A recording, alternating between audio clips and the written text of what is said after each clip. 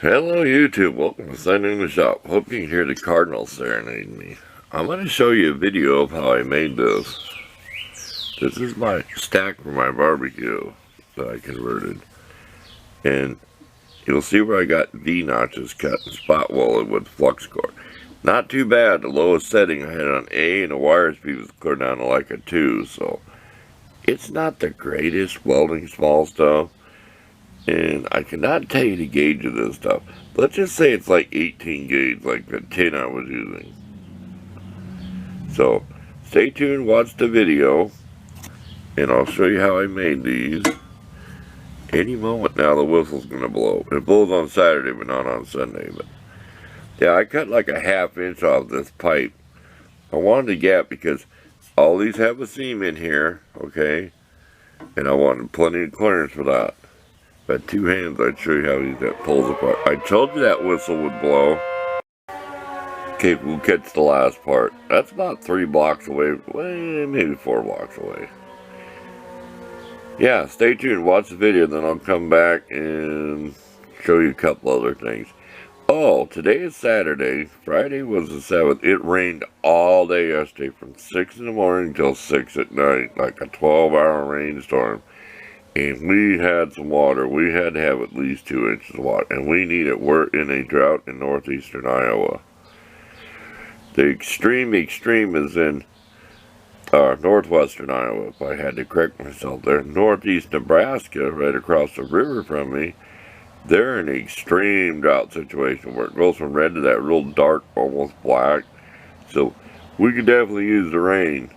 I don't know if I showed my maple tree that died out from the drought. I probably could have saved it last year. It dropped its leaves before any other tree, but it's trying to grow back. I will show that sometime.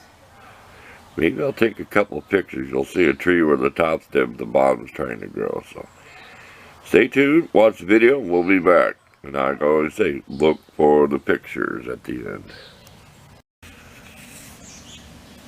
Hello YouTube, we're making the parts to put our smokestacks on our barbecue.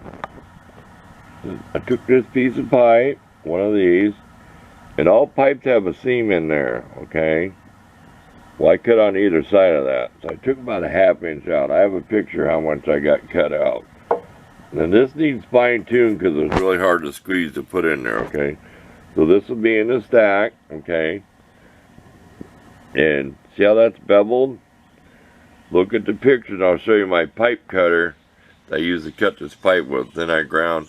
And they do, if you really crank down, will actually bevel it. Like when you're cutting copper water pipe, back off. There you go. It will make it beveled in, which is to my advantage. But it also leaves that ridge, see it? Which you have to sand off, grind out, which I've done with this piece, and this has a bevel on. I cut this so this kind, the way this was cut, it was cut twice, so it kind of has a bevel on both edges. I think you know what I mean. It was cut once to get the short piece, then cut again. This is that pipe I've shown before. I'm sure I have. It's part of that futon where I got that square stuff for my chair. There you go. That's about all there is to this video. Look for the pictures. Will explain more than me trying to explain it. But we have to trim some more. It's just too tight. I have to squeeze it too hard to get it together. It doesn't matter if you go over and there's a little bit of a gap. It's not really going to leak. I mean, this is just backyard machining. But this is the best way I can think of this. That way I can straighten this up on the barbecue, okay, and get it all fitted in there. Then, if you want to go somewhere, you can take the stacks off. So it has 2 advantages. Easier to manufacture and put this down in there instead of trying to get a big piece of pipe to be straight. And I've got a way to do that. That'll be another video. So, thanks for watching. Like I said, look for all the pictures I'll take. And my blue pipe cutter cuts like 2.5 inch pipe. And I restored that. There is a video out there on it, on my channel, where I restored it, made new rollers and everything for it. So, thanks for watching. We're out of here. Okay, I hope you enjoyed that video.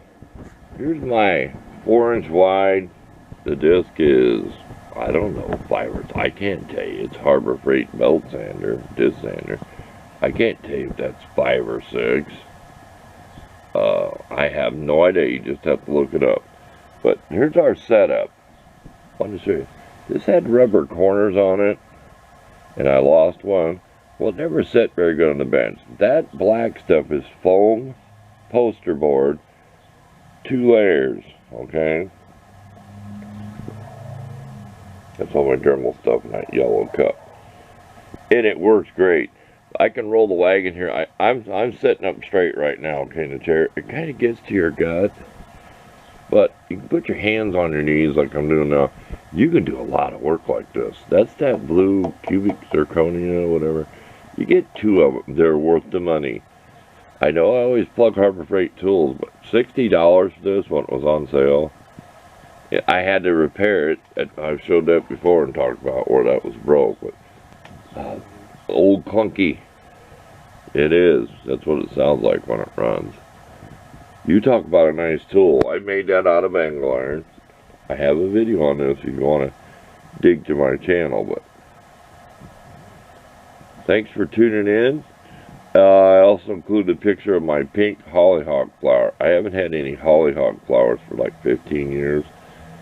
Miraculously, there was a seed come from somewhere, and that thing's like 6 foot tall. So I'm going to harvest the seeds this year and see if I can grow some more next year. But I grew hollyhock flowers one year, like in the early 2000s. They were like 8 foot tall. It was up to the eave of my old shop building. That's next to my new little workshop. So they were like 8 foot tall, and all I did was Miracle-Gro and that mineral stuff that comes in a cardboard box, that granule stuff. I poured that all down in the dirt. So every time it rained, that's where the flowers were. I mean, there was plenty of water. So that was my secret. Miracle-Gro may grow stuff bigger, but you still need other nutrients. But there's some wood for a future project. I did make a firecracker thing that shoots firecrackers. You can't watch what words we say, it ain't monetized. But I can't show it. I think you know what I mean, for the 4th of July. So I had fun the 4th. These little firecrackers. They're little red ones with a green fuse. They're not like the ones where the powdery fuse, you know what I mean, the regular common firecrackers. So I had fun with those. Shoot them out of my little toy that I made. I wish I could show up. I'm not taking the chance, though. Somebody make one and get hurt. Use your imagination. Okay, we're gone. We talked for 3 minutes. Thanks for watching. The dogs are ready to start barking because it's noon. Time for everything to come alive. We're gone. See you next week.